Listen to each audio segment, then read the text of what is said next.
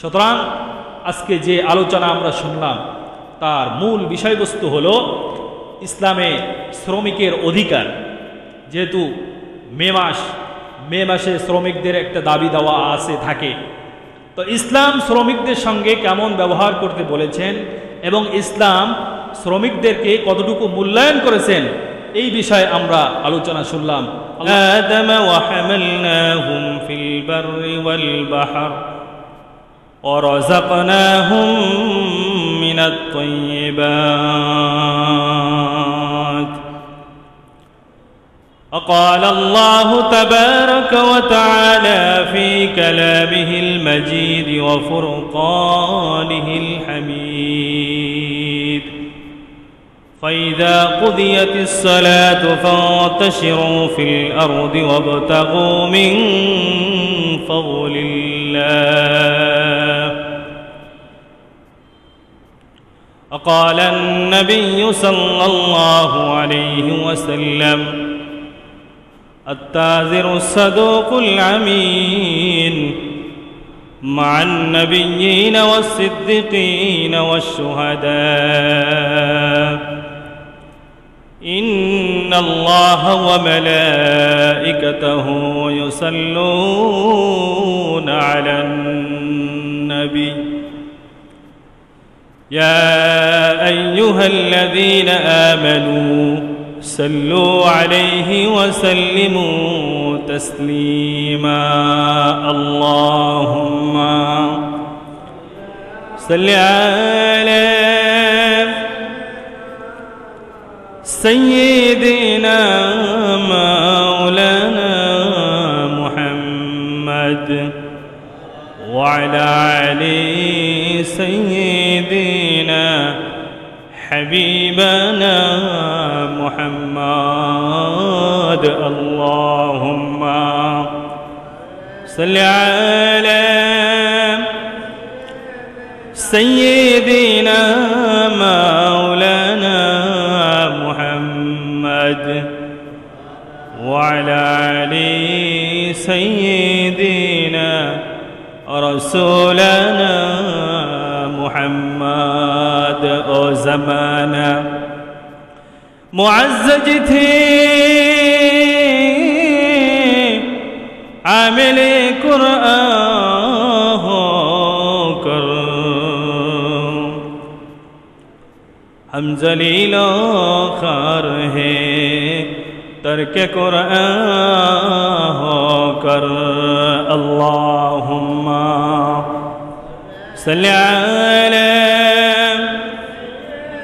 سيدنا مولانا محمد وعلى آل سيدنا رسولنا محمد. اللهم صل على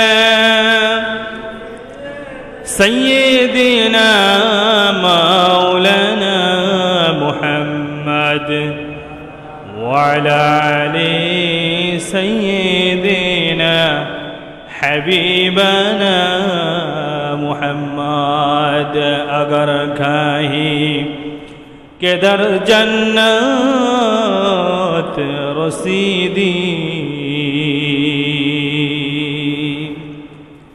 طریقہ محمد مر زندگی. اللهم صل على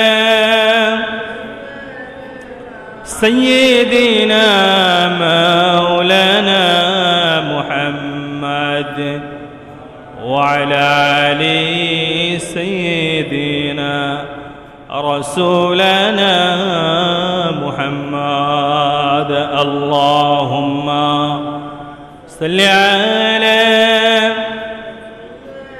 سيدنا مولانا محمد وعلى آل سيدنا حبيبنا محمد.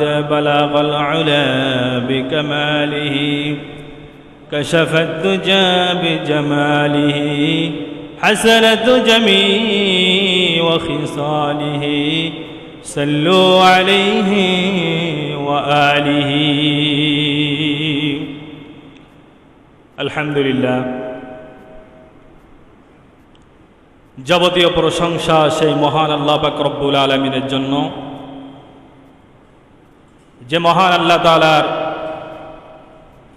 দয়া ও মেহেরবানিতে আমি আপনি আজকে পবিত্র জুমার দিনে দুনিয়াবি সমস্ত ঝামেলা থেকে মুক্ত হয়ে আজকে 2রা মে 19শে বৈশাখ 4ঠা জিলকদ, এই দিনে আল্লাহ পাক রব্বুল আলামিন ঐতিহ্যবাহী কফিল মুনি জাফর আউলিয়া জামে মসজিদে আমাকে আপনাকে নিয়ে আসছেন, কিছু কথা বলার এবং শোনার তৌফিক দান করেছেন। এই জন্য সকলে শুকরিয়া জ্ঞাপন করি আলহামদুলিল্লাহ। আল্লাহ পাক রব্বুল আলামিনের আমি আপনি যত বেশি নিয়ামতের শুকরিয়া জ্ঞাপন করব, আল্লাহ পাক রব্বুল আলামিন আমার আপনার নিয়ামতকে বৃদ্ধি করে দেবেন। সুবহানাল্লাহ।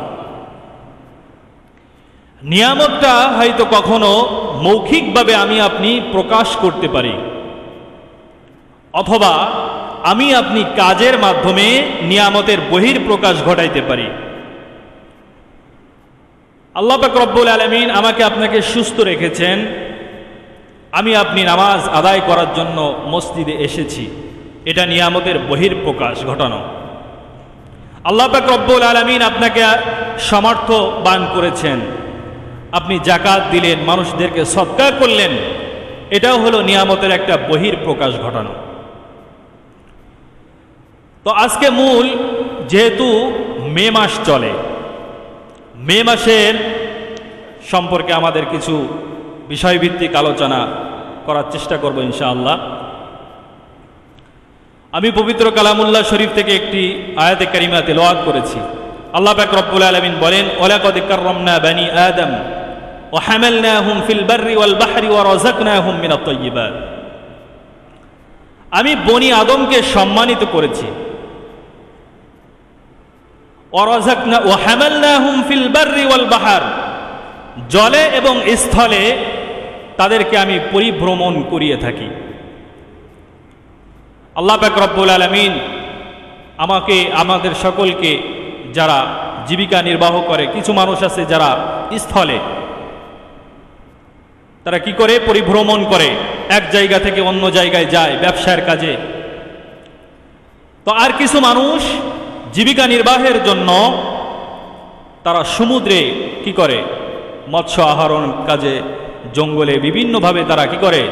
শ্রম দিয়ে জীবিকা নির্বাহ করার চেষ্টা করে। তো আল্লাহ পাক রব্বুল আলামিন বলেন, ওয়া হামালনাহুম ফিল বাররি ওয়াল বাহর, আমি তাদেরকে স্থলে এবং জলে পরিভ্রমণ করাই। ওয়া রাযাকনাহুম মিনাত তাইয়্যিবাত, এবং আমি তাদেরকে উৎকৃষ্ট মানের রিজিক দান করে থাকি। সুবহানাল্লাহ। আল্লাহ পাক রব্বুল আলামিন দেখেন কত দয়ালু, মেহেরবান। আমার আপনার জন্য, মানুষের জন্য যে রিজিকের ব্যবস্থা করেন, পশু পাখির জন্য কিন্তু সে রিজিকের ব্যবস্থা করেন না। অর্থাৎ পশু পাখি যেমন ঘাস, লতাপাতা ইত্যাদি খায়, মানুষ কি সেটা খায়? মানুষ খায় না। মানুষ সব থেকে উৎকৃষ্ট মানের রিজিক গ্রহণ করে। সুতরাং আল্লাহ পাক রব্বুল আলামিন বলেন, ওয়া রাযাকনাহুম মিনাত তাইয়্যিবাত, উৎকৃষ্ট মানের রিজিক আমি মানুষদেরকে কি করি? খাওয়ায়ে থাকি, মানুষদেরকে আমি দিয়ে থাকি। অন্য আয়াতে আল্লাহ পাক রব্বুল আলামিন বলেন, ফাইদা কুদিয়াতিস সালাতু ফান্তাশিরু ফিল আরদ, যখন নামাজ আদায় হয়ে যায়, জীবিকার জন্য তোমরা কি করো? জমিনে ছড়িয়ে পড়ো। তো যেহেতু আজকে মে মাসের 2 তারিখ, 1 মে, এই সম্পর্কে কিছু আলোচনা করার দরকার। ইসলামী শ্রমিকের মর্যাদা, শ্রমিকের মর্যাদা ইসলাম কিভাবে মূল্যায়ন করেছে, কোরআন হাদিসের আলোকে এটা আমার আপনার জানার দরকার আছে। এই মে মাস সম্পর্কে আমরা যেটা জেনে থাকি, শ্রমিকরা 1886 সালে শ্রমিকদের অধিকার আদায়ের জন্য তাদের দায়িত্ব কর্তব্য থেকে তারা কি করেছিল, একটি সমাবেশ করেছিল, ধর্মঘট তারা করেছিল আমেরিকার শিকাগো শহরে। তো সেখানে শ্রমিকরা 3টা শর্ত দিয়েছিল। 1 নম্বর শর্ত তারা দিয়েছিল যে 8 ঘন্টা ডিউটি তাদেরকে করাতে হবে, এর বেশি ডিউটি করানো যাবে না। অন্যান্য জায়গায় বিশ্বের অন্যান্য উন্নত বিশ্বে আছে 8 ঘন্টার পরে ওভারটাইম, তার অন্যভাবে তাদেরকে কি করা হয়, শ্রমের মূল্য পরিশোধ করা হয়। তো যাই হোক, সে সময় কোনো শ্রমিকের বেতনের কোনো কাঠামো নির্ধারণ করা হয়েছিল না। 3টে দাবি নিয়ে শ্রমিকরা ধর্মঘট করেছিল। তার মধ্যে থেকে একটা হলো শ্রমিকের 8 ঘন্টা শ্রম দিতে হবে, এর বেশি শ্রম নিতে পারবে না। 2 নম্বর হলো শ্রমিকের বেতন কি করতে হবে, বৃদ্ধি করতে হবে। 3 নম্বর হলো শ্রমিকের কর্মস্থলে যেখানে কাজ করে এই জায়গায় উন্নত মানের পরিবেশে তাদেরকে কাজ করানোর ব্যবস্থা করতে হবে। অর্থাৎ লাইফ সাপোর্ট তাদেরকে থাকার প্রয়োজন আছে। অনেক বড় বড় বিল্ডিংয়ে কি করে, বিশ্বের অন্যান্য দেশে কাজকাম করে শ্রমিকরা, জীবনের ঝুঁকি নিয়ে তারা কাজ করে। তো এই 3টা শর্ত নিয়ে শ্রমিকরা আমেরিকার শিকাগো শহরে কি করেছিল, ধর্মঘট করেছিল। সে সময় শ্রমিকদের এই ধর্মঘটে পুলিশ কর্তৃক গুলিবর্ষণ করা হয়। করার কারণে 6 জন সাধারণ শ্রমিক মৃত্যুবরণ করে। তো এই সাধারণ শ্রমিকের মৃত্যুর কারণে পরবর্তীতে 3রা মে আবার তারা আমেরিকার হে শহরে বিভিন্ন মার্কেটে শ্রমিকরা ধর্মঘট করতে থাকে, আন্দোলন করতে থাকে শ্রমিকদের দাবি আদায়ের জন্য, যেন তারা ন্যায্য দাবি পেতে পারে, তাদের অধিকার তারা পাইতে পারে। এই জন্য তারা কি করেছিল, আন্দোলন করেছিল।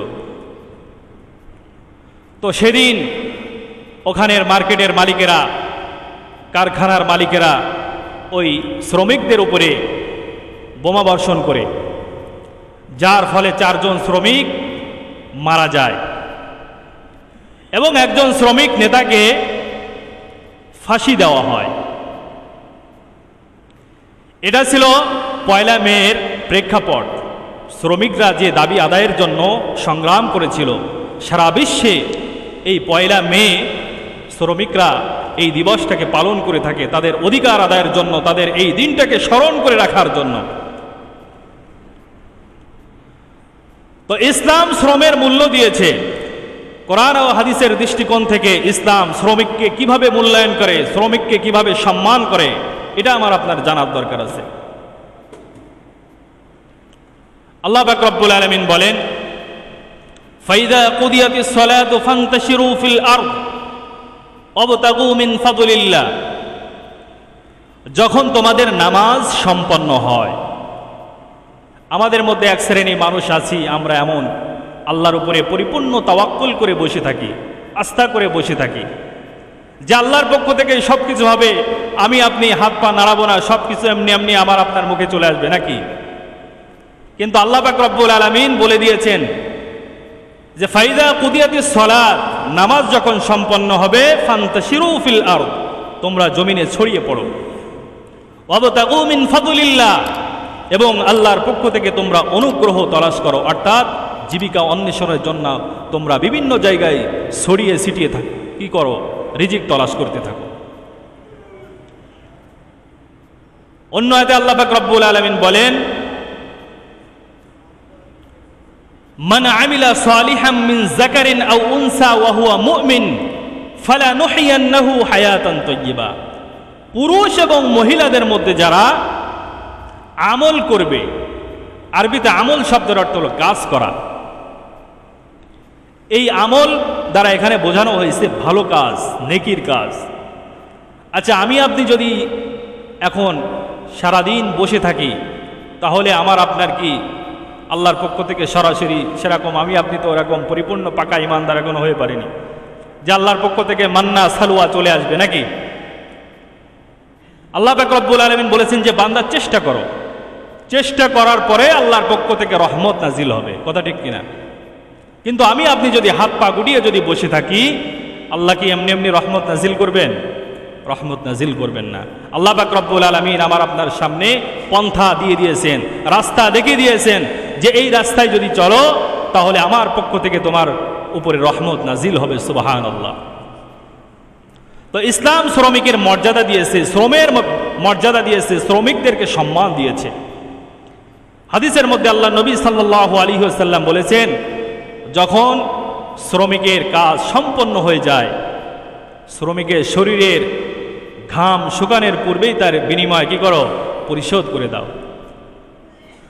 এটা শ্রমিকের অধিকারের ব্যাপারে ইসলাম দেখেন কতটা সুন্দর শিক্ষা আমাদেরকে দিয়েছে। কিন্তু আমরা কি করি? অনেক সময় দেখা যায় যে আমাদের পকেটে টাকা থাকা সত্ত্বেও আমরা শ্রমিকদেরকে ঘুরিয়ে থাকি, এখন না তখন, অমুক দিন না তমুক দিন টাকা দিয়ে দেব। কিন্তু ইসলাম কি বলেছে? যে সঙ্গে সঙ্গে শ্রমিকের মূল্য কি করতে? পরিশোধ করতে। তো যাই হোক, আল্লাহ নবী সাল্লাল্লাহু আলাইহি ওয়াসাল্লাম যে হাদিসটা আমাদেরকে শিক্ষা দিয়েছেন, এর থেকে আমাদেরকে যথাযথ অর্থ শিক্ষা করা আমাদের দরকার আছে। অনেক সময় দেখা যায় শ্রমিকদের সঙ্গে আমরা খারাপ ব্যবহার করি, এটা করা উচিত নয়। আল্লাহ নবী সাল্লাল্লাহু আলাইহি ওয়াসাল্লাম বলেছেন, তোমাদের অধীনস্থ যারা আছে, তোমাদের আন্ডারে যারা আছে, তাদের সাথে তোমরা কি করো? ভালো ব্যবহার করো, সুন্দর ব্যবহার করো। আল্লাহ নবী সাল্লাল্লাহু আলাইহি ওয়াসাল্লামের খাদেম ছিলেন হযরত আনাস রাদিয়াল্লাহু তাআলা আনহু। খাদেমুর রাসূল সাল্লাল্লাহু আলাইহি ওয়াসাল্লাম যাকে বলা হয়। আল্লাহর নবীর দীর্ঘ 10 বছর নবী সাল্লাল্লাহু আলাইহি ওয়াসাল্লামের খেদমত করেছেন।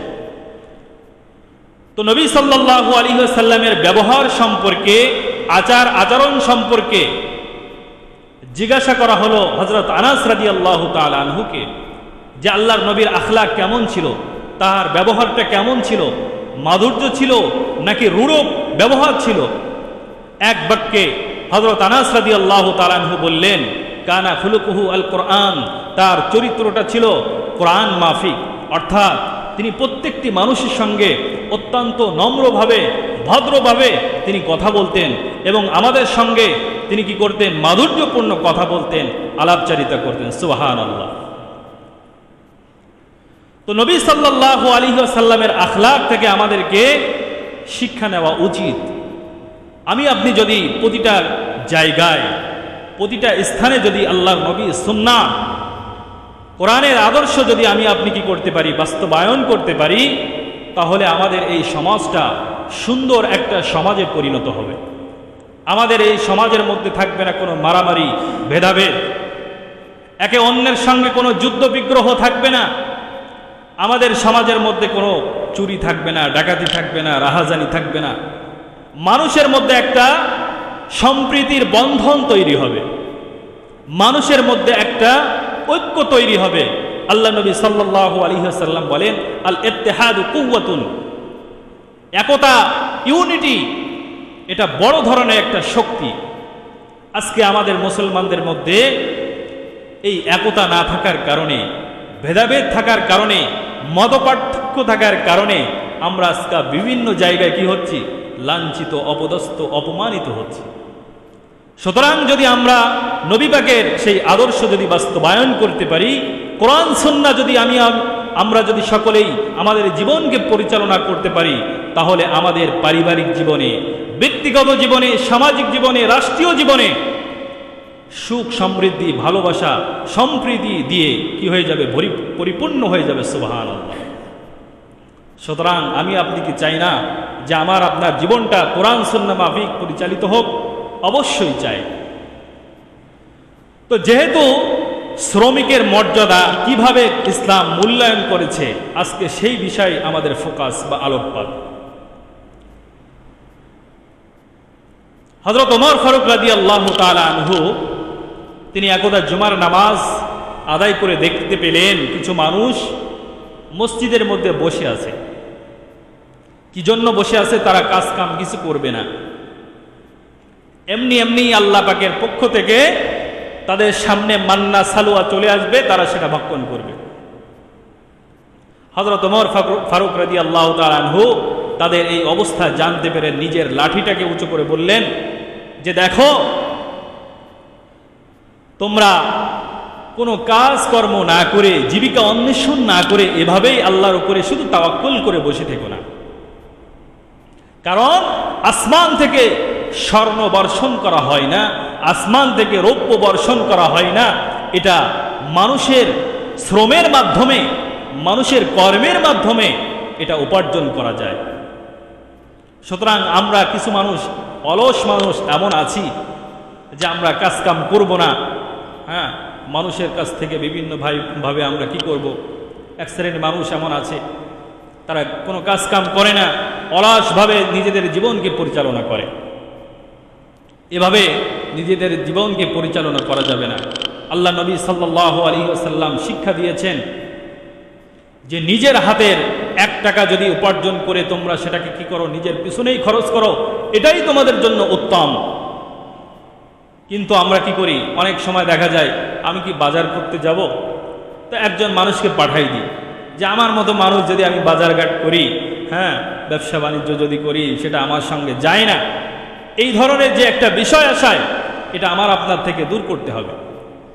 ইসলাম কোনো কাজকে ছোট করে দেখে নাই, প্রত্যেক কাজেরই সম্মান দিয়েছেন এবং প্রত্যেক ব্যক্তিরই যথাযথ মর্যাদা ইসলাম দিয়েছেন। জাতির শ্রেষ্ঠ সন্তান যারা, বা পৃথিবীর শ্রেষ্ঠ সন্তান যারা, আম্বিয়া ইকরাম, আমাদের আদি পিতা আদম আলাইহিস সালাম, আমাদের পিতা কি করতেন?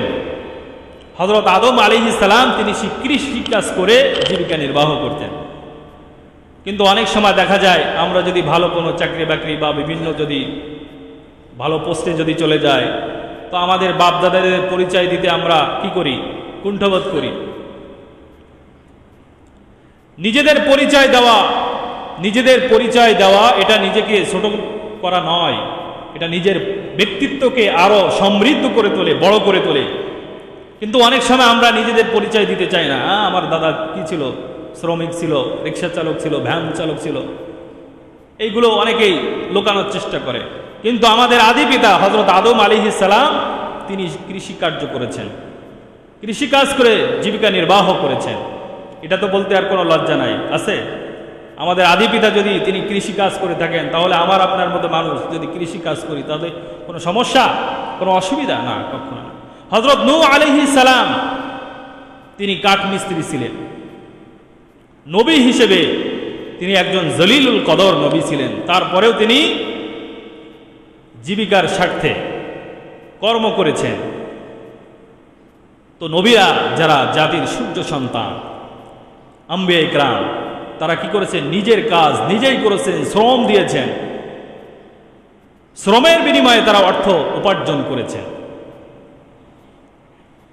হযরত ইব্রাহিম আলাইহিস সালাম তিনি রাজমিস্ত্রি ছিলেন, হযরত ইসমাঈল আলাইহিস সালাম তিনিও রাজমিস্ত্রি ছিলেন। বাপ বেটা দুইজন কি ছিলেন? মিস্ত্রি ছিলেন। সুতরাং কেউ যদি রাজমিস্ত্রির কাজ করে, কেউ যদি এরকম অন্যান্য কাজ করে, হযরত দাউদ আলাইহিস সালাম তিনি কি ছিলেন? কামার ছিলেন, লোহার কাজ করতেন। এটা কোরআনের মধ্যে আছে। সুতরাং কোনো কাজকে ইসলাম ছোটভাবে দেখে নাই, ছোট চোখে দেখে নাই। ইসলাম প্রত্যেকটি কাজেরই যথাযথ মূল্যায়ন করেছে, মর্যাদা দিয়েছে। কিন্তু আমি আপনি, আমার আপনার সমাজ এটাকে একটা মানুষ যে একটা ছোট কাজ করে তাকে আমরা মূল্যায়ন করতে চাই না। কিন্তু একজন আদনা মানুষের একটা কি রয়েছে? সম্মান রয়েছে, ব্যক্তি হিসেবে তার একটা মর্যাদা রয়েছে। ইসলাম প্রত্যেকটা মানুষকে যথাযথ মর্যাদা দিয়েছে, সম্মান দিয়েছে। আল্লাহ নবী সাল্লাল্লাহু আলাইহি ওয়াসাল্লাম বলেন, আত-তাজিরু সাদুকুল আমিন মান নাবিয়্যিন ওয়াস সিদ্দিকিন ওয়াশ শুহাদা। যারা ব্যবসায়ী তাদের ব্যাপারে আল্লাহ নবী সাল্লাল্লাহু আলাইহি ওয়াসাল্লাম সুসংবাদ দিয়েছেন। সব ব্যবসায়ী না, কিন্তু যারা সঠিকভাবে ব্যবসাকে পরিচালনা করে। সাদুকুল আমিন, সাদুক শব্দের অর্থ হলো সত্যবাদী, আমিন শব্দের অর্থ হলো বিশ্বাসী। বিশ্বস্ততার সঙ্গে এবং সততার সঙ্গে যে সমস্ত ব্যবসায়ীরা তাদের ব্যবসায়িক কার্যক্রম কি করে, পরিচালনা করে, এমন ব্যবসায়ীদের ব্যাপারে আল্লাহ নবী সাল্লাল্লাহু আলাইহি ওয়াসাল্লাম বলেন, কাল কিয়ামতের ময়দানে কঠিন মুসিবতের সময় তারা মান নাবিয়্যিন ওয়াস সিদ্দিকিন ওয়াশ শুহাদা, নবীদের সঙ্গে, সত্যবাদীদের সঙ্গে এবং শহীদদের সঙ্গে তাদেরকে হাসর নাসর করা হবে। সুবহানাল্লাহ। তাহলে ব্যবসায়ী তো অনেক প্রকার ব্যবসায়ী আছে, কিন্তু যারা একদম ব্যবসায়িক রুলস যারা ফলো করে, মানদণ্ড নিয়ে যারা চলে, তাদের ব্যাপারে আল্লাহ নবী সাল্লাল্লাহু আলাইহি ওয়াসাল্লামের এই ঘোষণা। কাল কিয়ামতের ময়দানে নবীদের সঙ্গে ওঠা মানে কি বিশাল ব্যাপার, সিদ্দিকদের সঙ্গে ওঠা মানে কঠিন ব্যাপার। যারা শুধু একটু সুপারিশ করলেই, রিকমেন্ডেশন দিয়ে দিলেই সঙ্গে সঙ্গে সে জান্নাতে যেতে পারবে। সুবহানাল্লাহ। সুতরাং ইসলাম প্রত্যেকটা মানুষের কর্মের মূল্যায়ন করেছে, প্রত্যেকটা মানুষের সম্মান নিশ্চিত করেছে, প্রত্যেক শ্রমিকের অধিকার ইসলাম যথাযথভাবে দিয়েছে। সুতরাং কোনো কাজ ছোট নয়, কোনো মানুষের কর্মটা ছোট নয়, প্রত্যেক মানুষের। কিন্তু আজকে আমাদের সমাজে একজন মানুষ মনে করেন চাকরি করে, কিন্তু আর একজন মানুষ অনেক সময় বিশেষ করে দেখা যায় বিবাহ শাদীর ব্যাপারে, যে দেখা গেল ছেলের বাপ, সে তার ফ্যামিলি চাকরিজীবী সবাই, কিন্তু মেয়ের ফ্যামিলিতে চাকরি করে না, ব্যবসা বাণিজ্য করে, ওই ফ্যামিলিতে কি করা যাবে না, শাদী করা যাবে না। এমন অহরহ ঘটনা আমাদের চোখের সামনে আছে।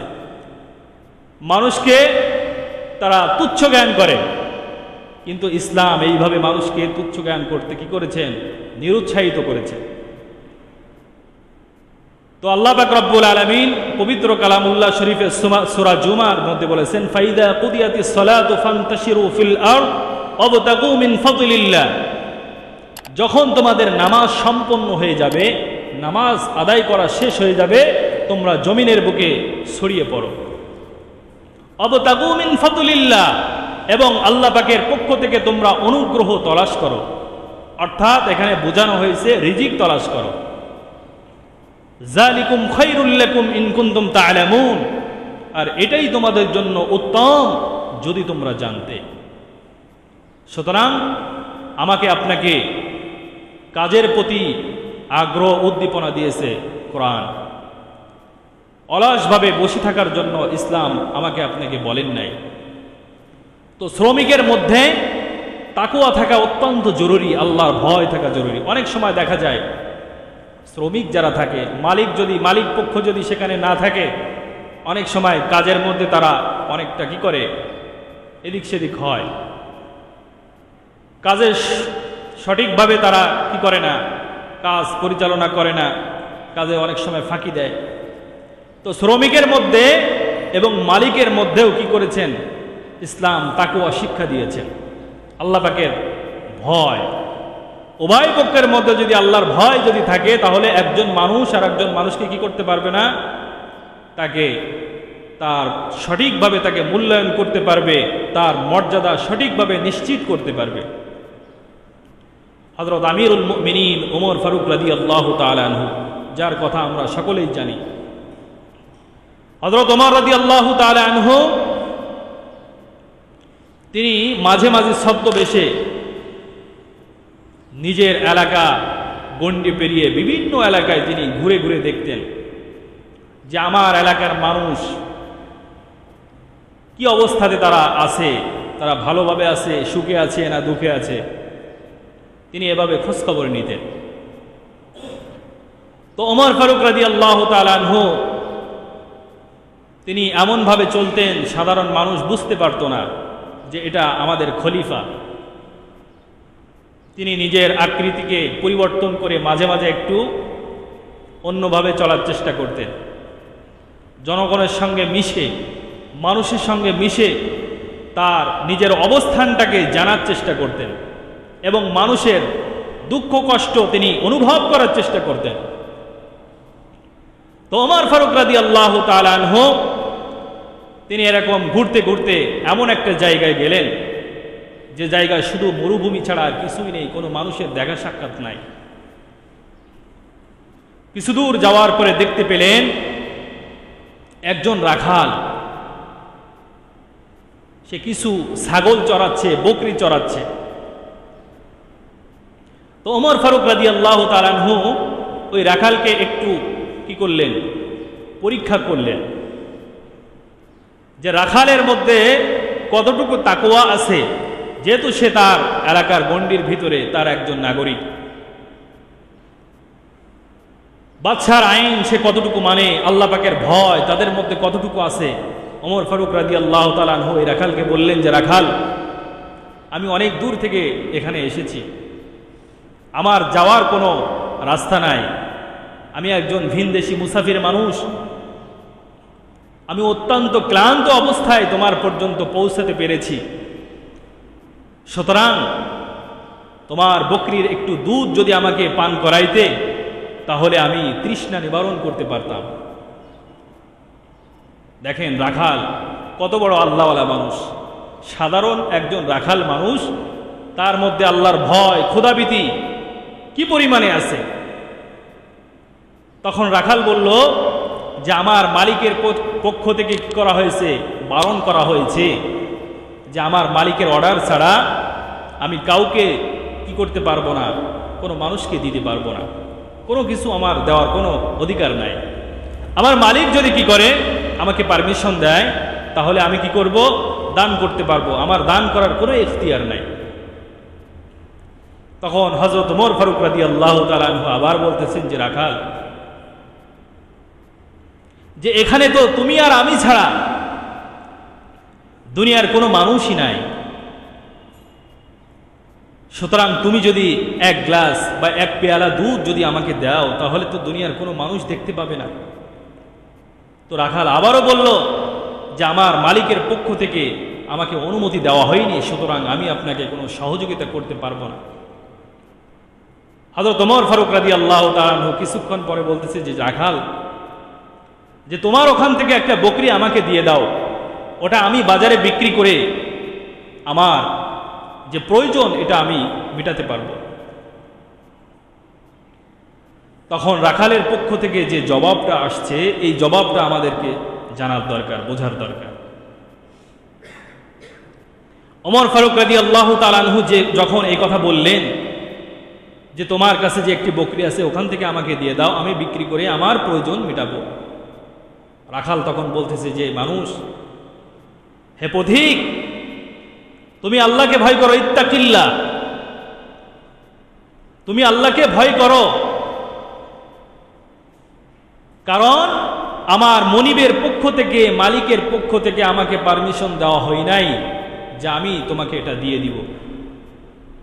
হযরত ওমর ফারুক রাদিয়াল্লাহু তাআলা আনহু বলতেছেন যে তোমার মালিক কোথায়, এখানে তো তুমি আর আমি ছাড়া তৃতীয় কোনো পক্ষ নাই।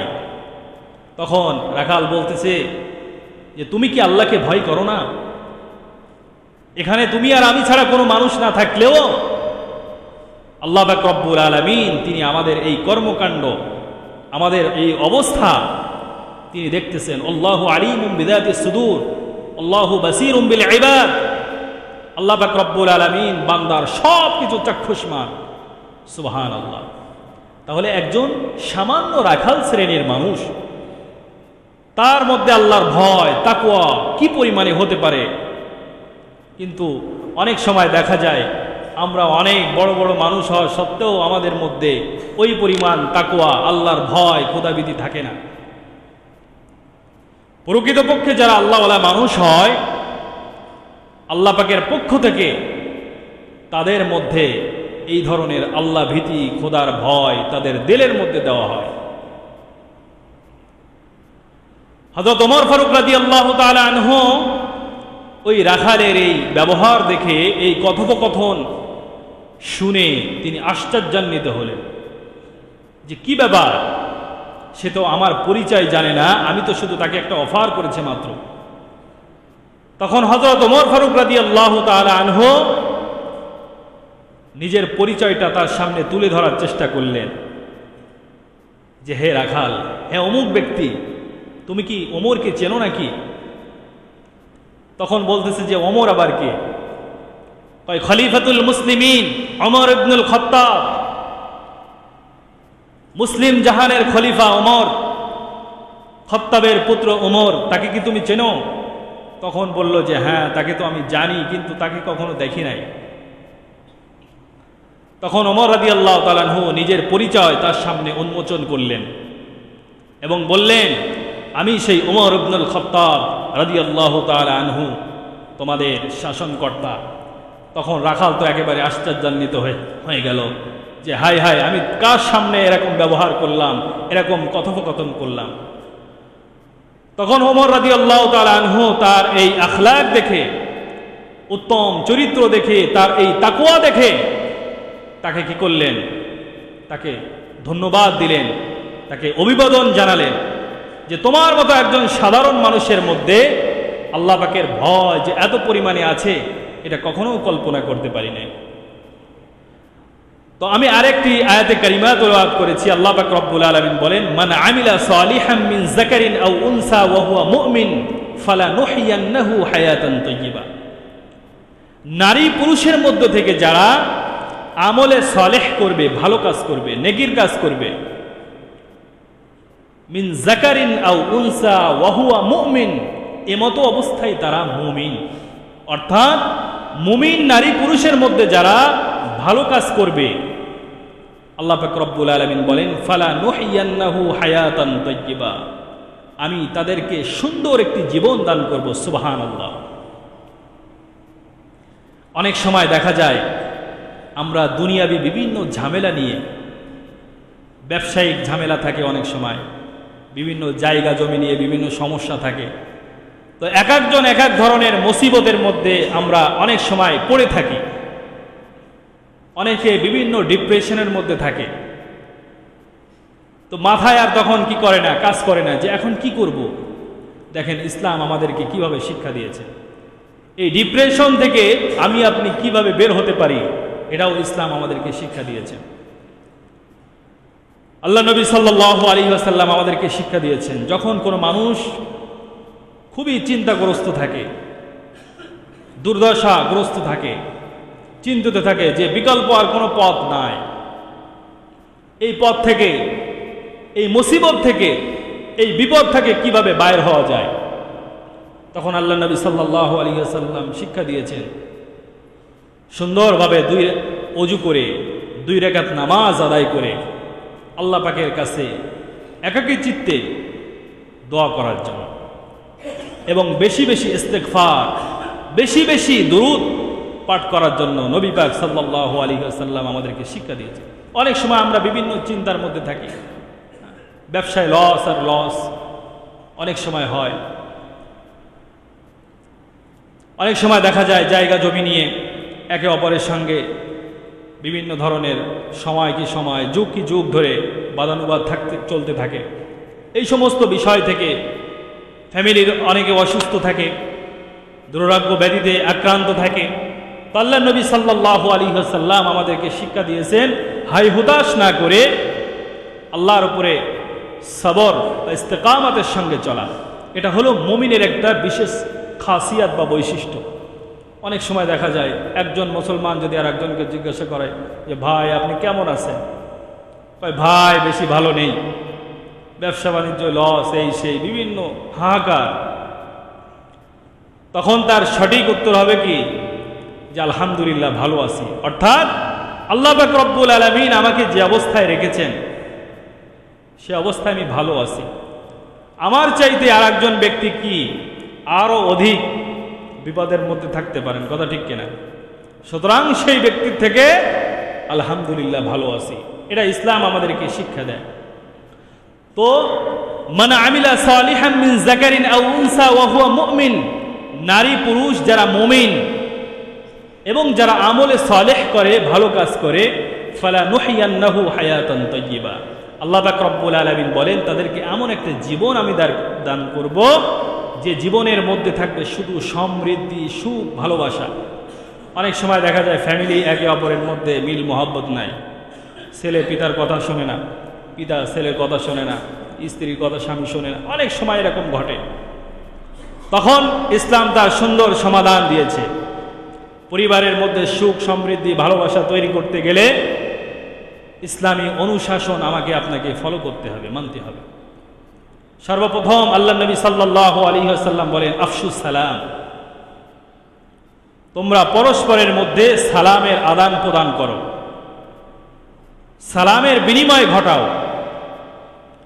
দেখা হলে সালাম, দূর থেকে সালাম, পরিচিত অপরিচিত। হাদিসের মধ্যে আছে আলাম আল্লাম তারিফ আরাফতা আমাল্লাম তারিফ, পরিচিত অপরিচিত সকলকে কি করো, সালাম প্রদান করো। আফশুস সালাম। 2 নম্বর হলো তুতিইমুত তাআম, মানুষদেরকে খাবার খাওয়াও, অসহায় মানুষদেরকে খাবার বিলিয়ে দাও। তাহলে আফশুস সালাম ও তুতিইমুত তাআম সাল্লু বিল লাইল ওয়ান নাসু নিয়াম, এই হাদিসের মধ্যে 4টি গুণের কথা বলা হয়েছে। এই 4 শ্রেণীর মানুষকে কাল কিয়ামতের ময়দানে বিনা হিসেবে জান্নাতে প্রবেশ করানো হবে। সুবহানাল্লাহ। যারা বেশি বেশি সালাম দিবে,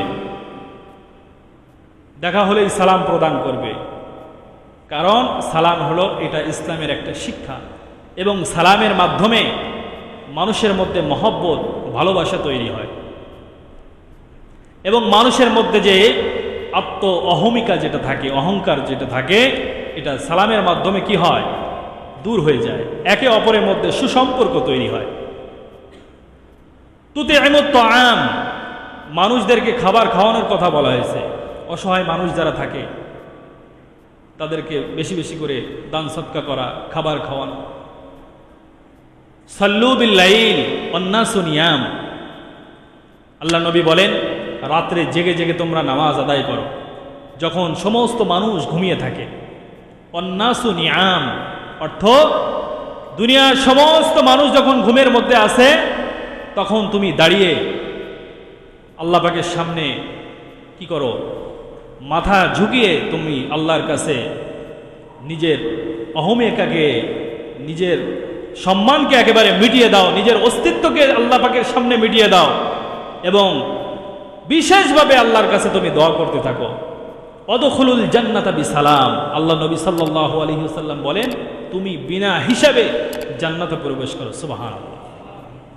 এই 4টা গুণ যদি আমি আপনি করতে পারি, সালামের প্রচার প্রসার ঘটাইতে যদি পারি, তাহলে আমার আপনার ফ্যামিলির মধ্যে পরিচিত অপরিচিত সকলের মধ্যে কি হবে, সুসম্পর্ক তৈরি হবে, একটা ভালোবাসার বন্ধন তৈরি হবে। এবং মানুষদেরকে যদি আমি আপনি দাওয়াত খাওয়াইতে পারি, দাওয়াত বলতে আমার আপনার যতটুকু সামর্থ্য যা আছে, একজন মানুষকে যদি আহার করাইতে পারি এবং ওই মানুষটা যদি আমার জন্য দোয়া করে, একজন অনাহারী ব্যক্তির দোয়া আল্লাহর দরবারে সাথে সাথে কবুল হয়ে যায়। সুবহানাল্লাহ। অনেক সময় দেখা যায় আমি আপনি মুসিবতের মধ্যে আছি, বিপদের মধ্যে আছি, আল্লাহ নবী সাল্লাল্লাহু আলাইহি ওয়াসাল্লাম বলেন আস-সাদাকাতু তারুদ্দুল বালা, মানুষ যখন সদকা করে, দান করে, তখন তার বালা মুসিবত দূর হয়ে যায়। সুবহানাল্লাহ। আল্লাহ নবী সাল্লাল্লাহু আলাইহি ওয়াসাল্লামের আরেকটি হাদিস, আল্লাহ পাক যখন কোনো মানুষের উপরে রাগান্বিত হয়ে বালা মুসিবত তার উপরে চাপিয়ে দেন, আল্লাহর ক্রোধ যখন ঠান্ডা হয় না, তখন হাদিসের মধ্যে আসছে আল্লাহ নবী সাল্লাল্লাহু আলাইহি ওয়াসাল্লাম বলেন তোমরা বেশি বেশি করে সদকা করো। সুবহানাল্লাহ। সদকা করলে কি হয়, মানুষের অপমৃত্যু, অনেক সময় দেখা যায় রোড অ্যাক্সিডেন্টে মানুষ মারা যায়, রাস্তাঘাটে বিভিন্ন জায়গায় মানুষ মারা যাচ্ছে, হার্ট অ্যাটাকে মারা যাচ্ছে, বিভিন্নভাবে মানুষ মারা যাচ্ছে। তো এই সদকা করলে আল্লাহ পাকের ক্রোধ ঠান্ডা হয়ে যায়। সুবহানাল্লাহ। এবং মানুষের যে অপমৃত্যু, অনেক সময় দেখা যায় মানুষ কারেন্টে কি জ্বলে পড়ে মারা যায়, কাজ করতেছে, হঠাৎ করে মানুষ আগুনে পুড়ে মারা গেছে, মানুষ বিল্ডিংয়ের উপর থেকে পড়ে মারা গিয়েছে। এই ধরনের অপমৃত্যু থেকে আল্লাহ পাক রব্বুল আলামিন সেই সমস্ত মানুষদেরকে হেফাজত করেন, সুবহানাল্লাহ। সুতরাং আজকে যে আলোচনা আমরা শুনলাম তার মূল বিষয়বস্তু হলো ইসলামে শ্রমিকের অধিকার। যেহেতু মে মাসে শ্রমিকদের একটা দাবি দেওয়া আছে থাকে, তো ইসলাম শ্রমিকদের সঙ্গে কেমন ব্যবহার করতে বলেছেন এবং ইসলাম শ্রমিকদেরকে কতটুকু মূল্যায়ন করেছেন, এই বিষয়ে আমরা আলোচনা শুনলাম। আল্লাহ পাক রব্বুল আলামিন আমাদেরকে সহি কথা বুঝে জেনে শুনে সহি পন্থায় আমল করার তৌফিক দান করেন, বলেন আমিন।